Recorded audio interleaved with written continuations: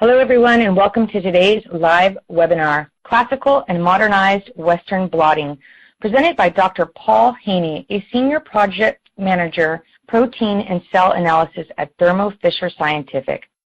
I'm Susie Valdez and I will be your moderator for this educational webcast presented by LabRoots and sponsored by Thermo Fisher Scientific. Before we begin, I'd like to remind everyone that this event is interactive. We encourage you to participate by submitting as many questions as you want at any time you want during the presentation. Just click on the Q&A button located at the lower left of your presentation window and type your questions into the box that appear on that screen. We'll answer as many questions as we have time for at the end of this presentation. Also, please notice that you will be viewing the poster in a slide window. To enlarge the window, just click on that screen icon located at the lower right. If you have trouble seeing or hearing this presentation, please click on the support button at the top right of the presentation window or use the Q&A button to let us know you're having a problem. Good news, this presentation is educational and thus offers continuing education credits. Please click on the button in the bottom left-hand corner and follow the process for obtaining your credits. Please join me now in welcoming Dr. Paul Haney. I will now turn the webinar presentation over to him. Welcome, sir. Thank you for the introduction, and thank you, everybody, for attending. Today I would like to talk to you about Western blotting and Thermo Fisher Scientific's efforts to make it reliable and easy for researchers throughout our community. So I wanted to start off with some Western blotting facts. So Western blotting was established as a technique in the late 1970s, yet it still remains one of the most widely performed protein detection applications. It's estimated that over 5 million blots and over 40 million samples are processed globally each year.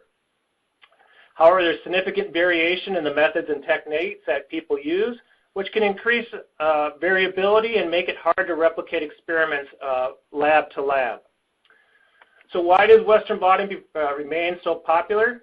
It allows you to visualize your protein target of interest in a very complex protein mixture.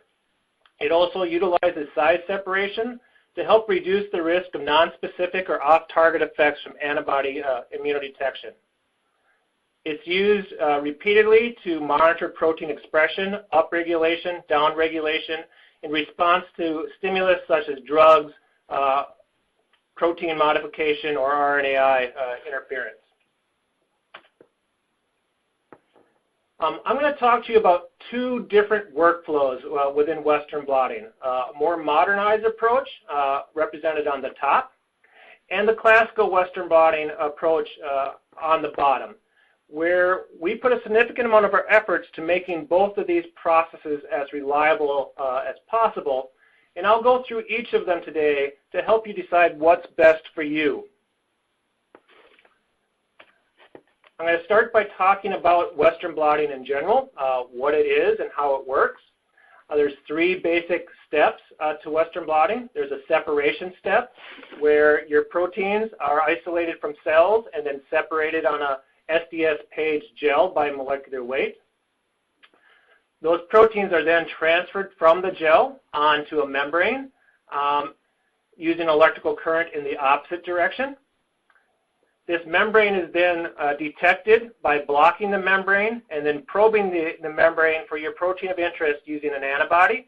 And that antibody is typically labeled with a dye or enzyme, which is then detected through light output, either by film or CCD camera. I'll start talking about step one. I'll spend probably the least amount of time on this step, as it's a step that most people are very familiar with. And this is the separation of samples. There's basically two schools of thought in terms of separating your proteins by SDS page.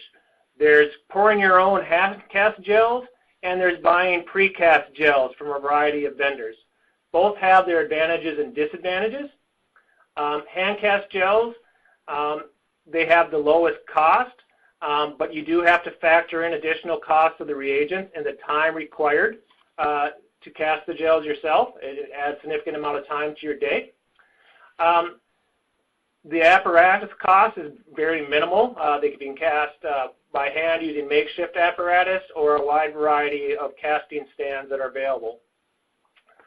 Probably one of the most negative features of hand cast gels is the laborious process. They're prone to leaking. They generate a lot of waste, and it exposes the researcher to hazardous chemicals such as acrylamide.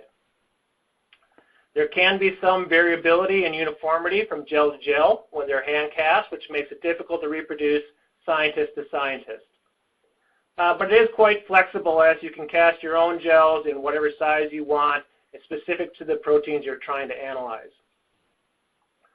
Precast gels, on the other hand, require no apparatus. They're ready to go. You simply open them and conveniently load them.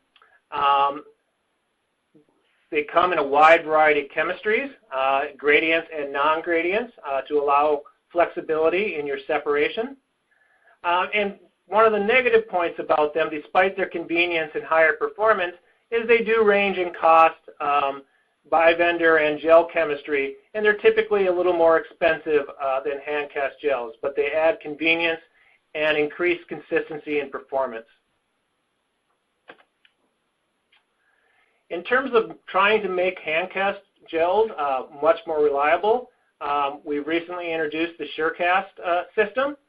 It's designed to have a leak-free design. It minimizes the number of failed gels and waste and hazard exposure. It's got increased durability, very strong glass plates that will not break or crack, that will show up to 20 times more durability compared to other suppliers. It's got a built-in unique tilt feature, so the whole apparatus can be tilted to make it easy to pour your acrylamide and buffers into the container. And it's got a simple one-hand loading motion and locking mechanism and loading guides for creating wells. Also available are a wide variety of SureCast hand casting reagents, where all your buffers are pre-allocated into pouches or pre-formulated into liquid formulations. This minimizes time and space. You don't have to weigh out reagents, calculations, no pH adjustments, no pH shifts over time. And you do not have to expose yourselves to weighing out and mixing hazardous dry acrylamide. Now I'm going to move on to the transfer step. In the transfer step, there's really three options that are available to you. There's wet transfers, which is sort of the classical method that's been around since the beginning of Western blotting. There's semi-dry transfers, and then there's dry transfers. And each of these have their advantages that we'll discuss in the next few slides. What you choose is really dependent on what's best for you in terms of speed, throughput, efficiency, buffers that you want to use, cost, convenience, and flexibility. So wet transfer is sort of the original technique where you prepare your transfer buffers, you equilibrate your gels and your membranes and buffers, you assemble this stack, cut your membranes, cut your filters, assemble them into a stack, bind them together, set up a transfer cell, and then transfer. Some of the pros, it's the most commonly used method. It is very efficient in terms of protein transfer to the membrane. And it's flexible, allowing you to make different membrane sizes and gel sizes and modify your transfer times based on your system you're using. However, it does have many disadvantages also. It requires a transfer buffer that contains methanol, which is another hazardous material, which requires special disposal. Time required can be quite long. Typically, wet tank transfers will take from 1 hour to 12 hours, depending on the power settings that you're using and how you want to complete it. It can be messy. If you don't optimize properly, there's risk of blow-through on the membranes of over-transferring or under-transferring proteins from the gel to the membrane. And most importantly, there's risk of uneven transfer.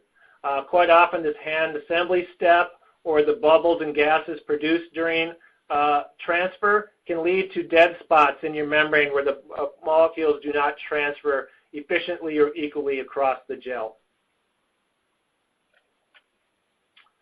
However, we tried to make this process as reliable as possible. We have a wide variety of membranes pre-cut and formulated for you. We also have the mini blot module, where in this case, the space and area has been minimized as much as possible, where you have one small consumable that fits directly in your electrophoresis tank. It uses much lower volumes of buffer, so methanol waste is minimized. Also, this narrow and small design brings the electrodes closer together, which increases the electrical field and allows the proteins to transfer much more rapidly than a large tank transfer, where typically a gel can be transferred in 30 to 60 minutes. If you move on to semi-dry transfer, you eliminate the tank altogether, and transfer is conducted by buffer simply pre-wetted into filters above your gel. And then it's placed between two large electrode plates and clamped together in a cassette. Some pros of this is you can use a very high current, which increases the speed of transfer. There's very minimal buffer, less cleanup, and the large design of the cassettes make it very easy to transfer up to 4 blots at the same time. Typically with semi-dry plant transfers, transfers can be completed as little as 10 minutes. Some of the cons: because there's a reduced amount of buffer present, it's only in the filters that you're using. Special buffers are sometimes required, and it can be less efficient at transferring high molecular weight proteins compared to a wet tank because your buffer can deplete. Some cleanup is required, and also special care has to be taken to clean your cathodes and your anodes and make sure your plates are in good condition, because any deterioration or warping of the plates can affect transfer efficiency. The Pierce Power Blotter is an example of a semi-dry transfer device. It's very flexible. It allows you to transfer 2 midi gels or 4 mini gels at the same time. Using one-step transfer buffer, transfer is completed in as little as 10 minutes. It's ethanol-free. It's an all-in-one system with a power blot, power module, and replaceable cassettes. So you could be loading and setting up new cassettes while another one is transferring, maximizing throughput. And it's also got a easy-to-use touchscreen and optimized programs that are ready to go. You simply hit run, and your run will start. Just to give a little bit of an example, here on the left is an example of a tank transfer done over 16 hours using Tobin buffer at low voltage. And on the bottom is a transfer in 10 minutes on the power blotter. In the power blotter, you see much more consistent transfer in these replicates and a much more linear response, where in the wet tank transfer, the transfer efficiencies are reduced, and you also get some band-to-band variation in the gels based on how well the sandwich was assembled.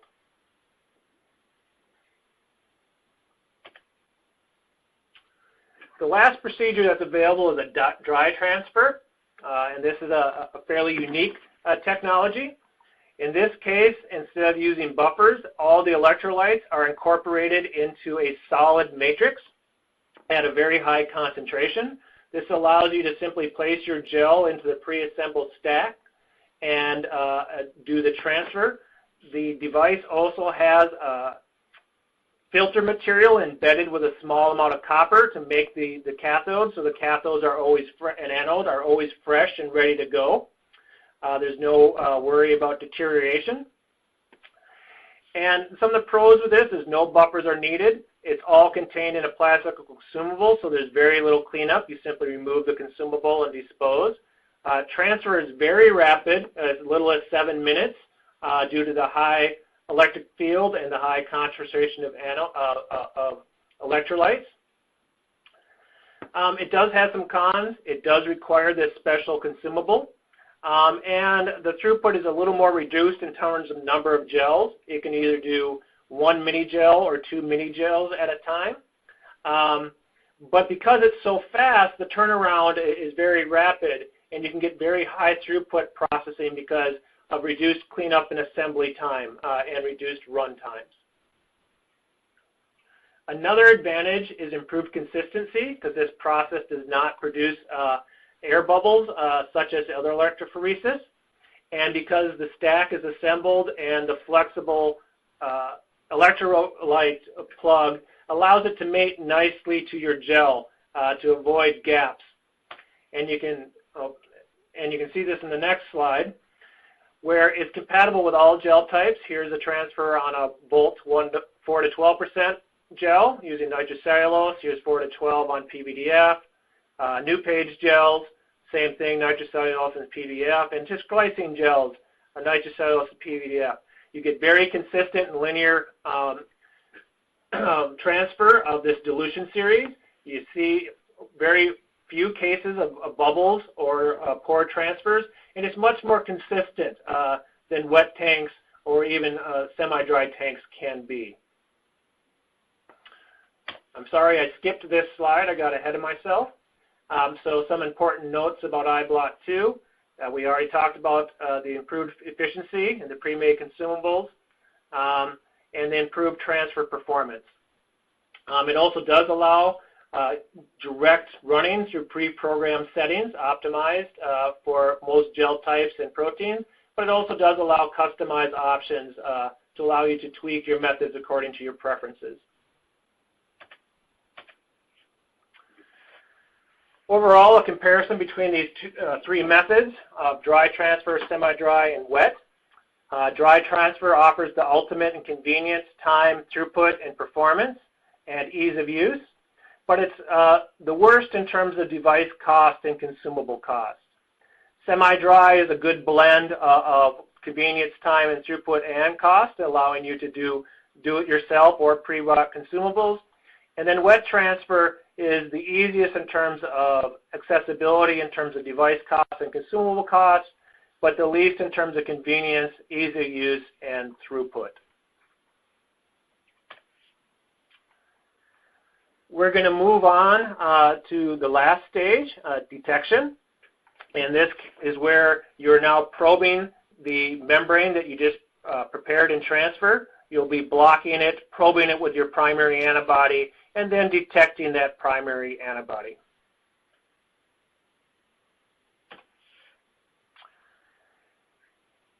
In this case, there's generally two options available. There's manual blot processing and an automated blot processing. In this case, I'll talk about iBind.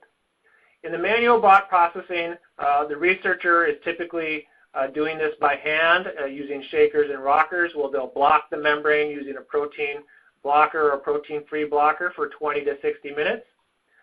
Then a primary antibody will be added and incubated from 1 hour to 24 hours, depending on the primary antibody and the time in the lab.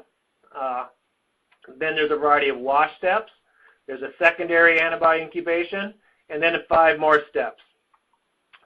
So the pros of this method is completely flexible of the membrane type, format, size. The amount of reagents you can choose is nearly endless, which we'll show on follow-up slides, and no real special equipment is needed. Some of the cons is many hands-on steps, many places to get lost, frequent interruptions to your day. You're going back every couple hours or every couple minutes. It's very messy and can produce some blot-to-blot reproducibility issues. In terms of automated blot processing, we offer iBind, where in this case there is a simple pressure-based device, requires no electricity, and a consumable lateral flow card, where you simply assemble this device with your membrane, add your primary wash, secondary, and wash buffers to the device, and then walk away. And it'll incubate and process it in 3 to 4 hours all by itself. So it's a very hands-free operation. All you're doing is preparing your antibody solutions and loading the device. And it has some other advantages that it can use up to 80% less primary antibody than the manual process up above. Some of the cons is that you must use the iBind Flex consumables the antibody cannot be reused, and you may need to re-optimize your antibody conditions that you use to get optimal results from the manual process to the automated process. Regarding the manual process, there's a wide variety of reagents available from Thermo Scientific to make it as reliable as possible. They're available throughout the entire process. We make a wide variety of blocking reagents, where Super Block and Starting Block are excellent blockers to start with that give very high levels of blocking. And then there's specialty blockers such as protein-free or BSA formulations or casein formulations. We also offer a wide variety, over 60,000 primary antibodies that are highly validated for a variety of applications. You can use your wash buffers in a variety of detergent and non-detergent containing formulations. For the secondary antibody, we of course have HRP and ELK-phos conjugates as for light-based detection or colorimetric detection, and a wide variety of Electrophoresis and Electrophoresis Plus dye conjugates for fluorescent detection. Using the HRP substrates, we have a wide HRP conjugates. We have a wide variety of substrates, ranging from low-cost ECL substrates to your premier high-sensitivity, high-duration super signal substrates, West Pico, Dura, and Femto. And of course, to increase multiplexing or redo experiments and additional probings, we have a wide variety of stripping buffers in terms of our Restore and our Restore Plus and our Restore for fluorescent stripping buffers to allow you to reprobe your membrane. In terms of sensitivity, a wide variety of options of substrates are available. I recommend that you typically start with super single Pico Plus or Dura. They give very high levels of sensitivity. They're very reproducible and have very long signal durations to avoid variation in your experiments. And they also allow high levels of primary and secondary antibody dilution.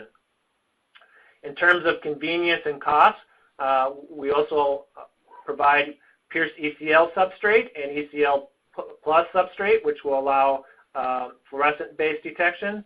And for ultimate, in terms of sensitivity, we also offer Super Signal West Femto.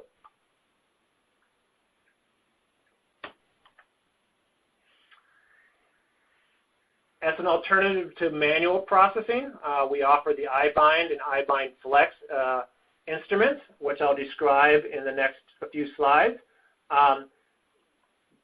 These pressure-based systems use a lateral flow card, where you simply take your membrane, wet it in buffer, add the consumable to the iBind device, wet it, add your membrane face down over top of the flow card, roll out any air bubbles, snap the device closed, and then add your primary, wash, secondary, and wash buffer to these reservoirs, and then simply walk away. So very quick setup, less than 5 to 10 minutes, and then it runs this card over the next 3 to 4 hours, and I'll show how that works in the next slide.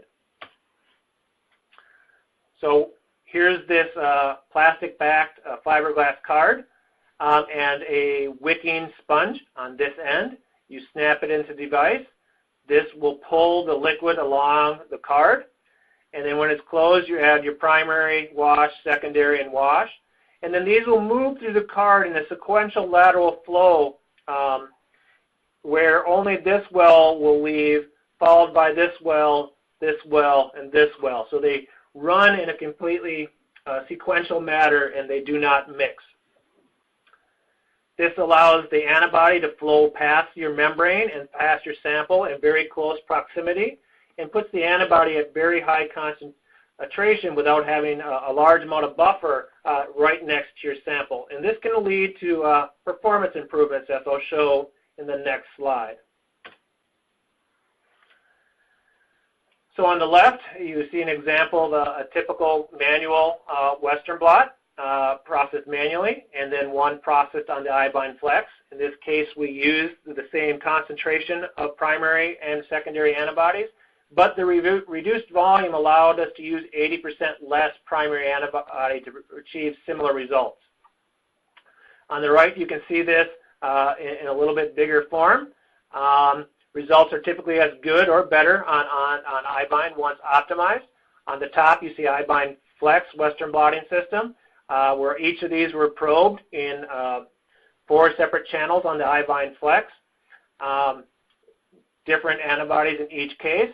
The same thing manually processed, where each one of these has their unique own shaking tray. And you can see very similar or higher levels of sensitivity using the immunoprobing on the iBind Flex. And the details of antibody concentrations are listed below.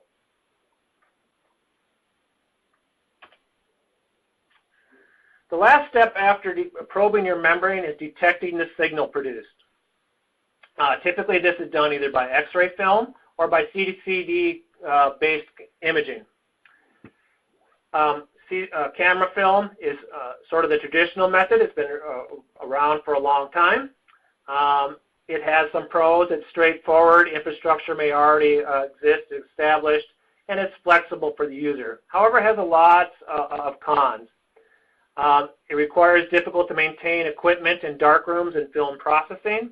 You often require multiple exposures to guess the optimal exposure time for your sample. It's difficult to organize multiple years' worth of data, and the film must be scanned in to alternative systems before data analysis. With CCD-based imaging, it's a much more modern approach. It's a digital acquisition. Multiple images can be captured and stored. You can use it for both Western blot analysis, but you can also use it for DNA gels and protein gels imaging also. CCD camera technology continues to advance, and I'll show in a couple of slides where the speed and sensitivity is now equivalent to film or better. It's much easier to achieve optimized exposures. These CCD-based imagers have a variety of algorithms in it that detect the amount of light coming off your sample to give you an optimal exposure the first time. Cons, of course, are upfront cost, the requirement for bench space and shared equipment, and it may require more in-depth training of the user. To talk about CCD-based imaging, Invitros Institute of Thermo Scientific offers 2 imaging systems. There's the iBright CL, which is a chemiluminescent DNA and protein gel imaging system, and then the FL, which takes everything the CL has and also allows up to 4-plex fluorescent imaging. These share a common platform, and the CL is upgradable to the FL. They both use a 16-bit CCD-cooled camera, a high aperture lens, a high-resolution 9-megapixel camera that allows a variety of binning modes to adjust your resolution or sensitivity. And it has a very large viewing area for the instrument of its size, where you can image up to 4 mini gels or mini blots at the same time. You can export the image in a variety of formats, a proprietary format, TIFF, JPEG, PDF, etc. It's all run through a touch screen, which I'll talk about on the next slide, and it takes up a relatively small amount of bench space, especially compared to a dark room and film processing equipment that is required to process film. As I mentioned, it's all run through a very intuitive touch-face interface that operates similar to any tablet you're used to, with pinch, zoom, swipe type features. It also, in this case, we utilize a green LED instead of UV light bulbs that have UV radiation hazards.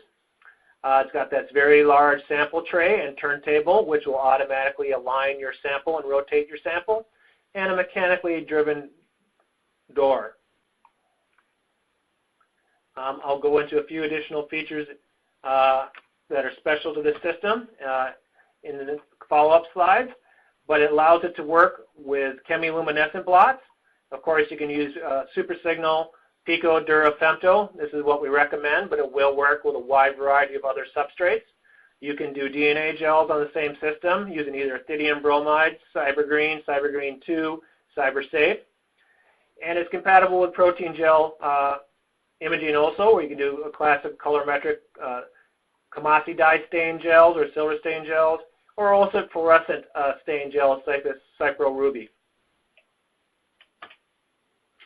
The FL allows those last features, but it will also allow up to 4-plex multiplex imaging, where you can use primary antibodies and secondaries labeled with a variety of fluorescent dyes and detect up to 4 different proteins simultaneously. And you can also do this on 4 gels simultaneously. So you can do a very complex and multiple experiments in very minimal time.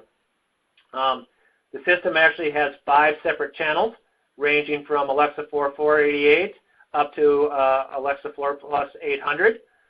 While it has 5 channels for imaging, we do not recommend that you use the red and near red channels together, and that's why we only recommend 4-plex imaging.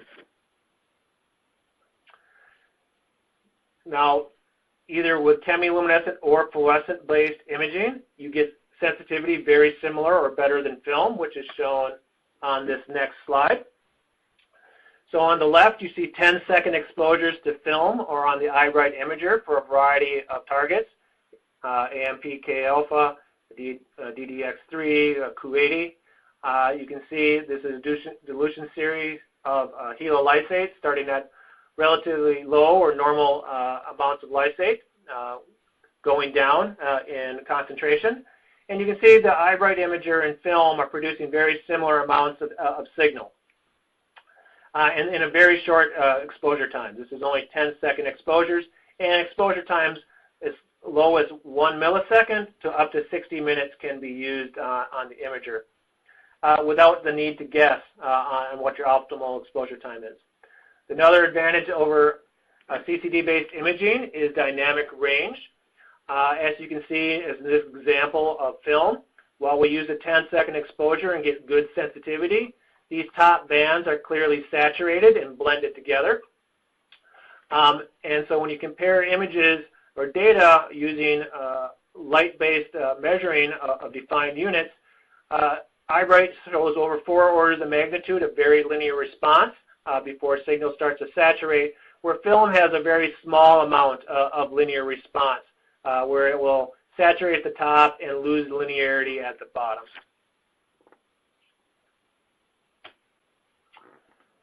And with that, I would just like to summarize that your choice in Western blotting is really based on what you want. You can use this modernized approach for the ultimate in terms of convenience from beginning to end, or the more classical lower cost approach on the bottom. But the nice thing is these processes also allow you to jump back and forth. There's nothing that prevents utilization of one down here, then moving back up here, moving down, and then moving back up. So it allows you to customize the workflow specific for your laboratory. And they're all optimized to produce minimal hands-on, minimal time, and provide reliable results for your experiments. In that, I would like to end and leave time for questions. And thank you very much. Thank you so much, Dr. Haney, for that informative presentation. We will now start the live Q&A portion of the webinar. If you have any questions you'd like to ask, please do so now. Just click on the green Q&A button at the lower left of the presentation window, type that question into the box that appears on the screen, and click on that send button. We'll answer as many questions as we have time for. So let's take a look at our audience member questions that are already coming in. Our first question is, what is the precast gel type that you recommend for best Western blotting performance? All right, sorry, I was reading text files in the question. So which question? Can you repeat the question? Sure, no problem. What is the precast gel type that you recommend for best Western blotting performance? All right, Well, that's a kind of a complex answer because it depends on your sample to some extent. Really, it'll depend on if you're looking for high molecular weight or low molecular weight or a mixed range. This will all dictate your choice. But overall, we've optimized the Bolt bis-tris gel for best Western blot performance. It gives the best transfer efficiencies across a wide variety of sample types. Also using a gradient gel also will improve consistency. So using something like a 4 to 16 or 8 to 16% gel will even out transfer across a gel type.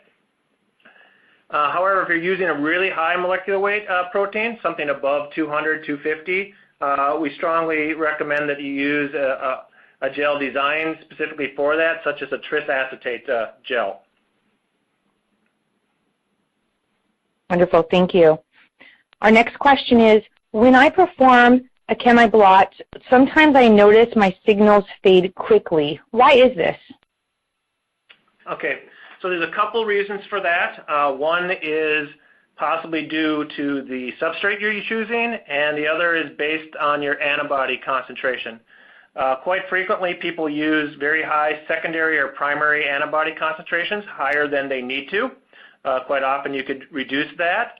And this causes the signal to flash or burn out the substrate very quickly.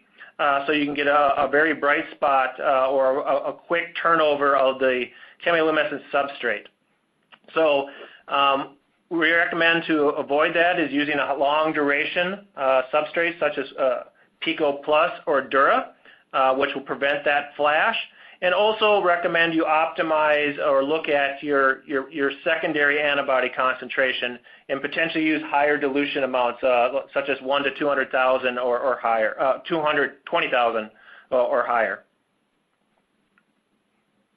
Thank you for that. And similarly, another audience member wants to know, when I perform that Western blot, I occasionally notice a lot of non-specific bands. Why is this? All right, so that's a couple causes. One is antibody concentration again. Quite often people are using very high primary concentrations or secondary concentrations. They're not doing enough washing to remove them from the system, and this will cause non-specific binding and bands.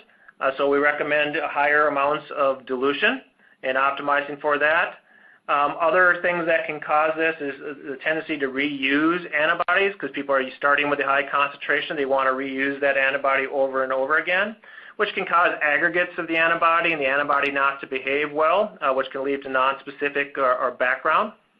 So I recommend that you do dilute your antibodies to the right amount to avoid that. And then the other thing that can occur is nonspecific binding due to bad blocking. So if you're making your own blocking buffers, make sure you're using a high enough concentration of blocking buffer. Otherwise, I strongly recommend a strong blocking buffer such as starting block or super block, which give you much higher levels of blocking versus dilute milk solutions or dilute BSA solutions. Thank you. We have a captivating audience and several questions coming in. Here's the next one. How do I perform a successful fluorescent multiplex WB? Okay. So multiplexing Western blots is becoming more and more popular. It allows you to get more information. It allows you to run loading controls, normalization controls to help prevent any defect in your Western blot. And but it becomes difficult to do multiplexing because you need multiple species of secondary. So you want to have a secondary that's, goat anti-mouse, the one that's goat anti-rabbit, and then the frequency of being able to find primaries to other secondary sources, such as anti-chicken or variety, becomes more and more difficult. So make sure you can find primaries to a different species of secondaries. But then also recommend, if you're doing anything such as loading controls or normalizations or a probe that you blot for significantly, is you can make a primary labeled with a fluorescent dye, which will give you high levels of multiplexability. In addition to the multiplexing, you want to consider what dyes you use. or what conjugate you use. So I strongly recommend electrophore plus conjugates. These have very low non-specific interaction with the membrane. They have very high signal, and they don't have any significant fade issues, where if you're using some lower cost dyes such as fluorescein or Cy dyes, the background may increase, your sensitivity will be decreased, and they will also age and burn out frequently. Thank you. Here's another one. Can you transfer custom-sized gels with Power Blotter? Yes, so I'm both on the Power Blotter, and there was another question about this with iBind, so I'll get to that. So on Power Blotter, it's got a very large area. There's no specific size requirement, so you can either transfer 1 mini gels or you can cut strips and place a variety of strips throughout the plate. It's got 2 electrode plates that are a little larger than 20 by 21 centimeters. So any combination of small filters placed and transferred throughout that area, or one large 20 by 20 gel can be transferred at the same time. Thank you. We have one more question coming in from our audience member. How is any residual antibody removed from gel to gel to minimize contamination? Also, with liqueur system, it is possible to run both primaries and secondaries. Seems like this would not be an issue to add both at the same time. So these questions came in specifically when we were talking about iBind, and I believe, and so related to different gel sizes, iBind Flex has different head well designs that you click into the instrument that allows you to do mini gels, midi gels, or up to 6 different strip gels at the same time. And in terms of multiplexing in both iBind or even wet gels, yes, you can combine multiple primaries into a same well at the same time, or probe with multiple primaries at the same time. You can also mix your primary and secondary together and probe with them simultaneously, and we do that quite frequently, and it does eliminate some of the wash steps by probing both with primary and secondary at the same time. Thank you, and thank you, Dr. Haney, for your informative presentation and important research. Do you have any closing remarks you'd like to provide for the audience members today? No, there are a few other questions in the Q&A that I haven't been able to mark off as answered or checked yet. We can go ahead and continue. So let me quick check them because they came in right at the end, and then we Sure. can maybe answer some of those. Sure, absolutely. All right, so let's add this one. Okay. All right, so after one-time stripping the membrane, performing wet transfer, and chemifluorescent, all manual, is it okay to restrip for use? Yes, I mean, restripping will have limitations. You are stripping off a little bit of target from the membrane each time you do that, but mainly the stripping reacts by removing the antibody and inactivating previously loaded HRP. So you can reprobe multiple times. We've done up to 3-4 reprobings. We do recommend that you detect the most sensitive sample first and then the most abundant target after reprobing. Also, if your primaries are clean, even if you're doing secondary chemiluminescent, non-fluorescent, you can still multiplex as long as you know your primaries are clean ahead of time and probe from them at the same time. And that will allow you to detect multiple bands with each strip if you're comfortable doing that. Wonderful, thank you. And did you... The other one we already answered, and here's one more. We'll add that. Great, and we want to thank our audience members for these fabulous questions. Is the blot detection of the eyebright imager limited to Western blots? So it's not limited. CCD cameras will detect light coming off of them. There's only so many applications that we have supported to this time. So we're trying to design it to be specifically tailored to gels, protein gels, DNA gels, and Western blotting. But you can image GFP in it. If it gives off light, it does detect GFP imaging. You can do EMSA-type gels. You can take images of agarose plates for colonies, although we have not enabled a colony counting software on it yet, but we'll likely do so in the future. Right now it's focused largely on the standard gel documentation and Western blot documentation. Thank you, Dr. Haney, and thank you for your presentation, and thank you for the audience for being so engaged. I'd also like to thank LabRoots and Thermo Fisher Scientific for making today's educational webcast possible. Before we go, I want to let everyone know that today's webcast will be available for on-demand viewing through May 2018. You'll receive an email from LabRoots letting you know when the webcast will be available for replay. Please share that announcement with your colleagues who may have missed today's live event. That's all for now. Thanks for joining us, and we hope to see you in the next webinar. Bye-bye. Thank you.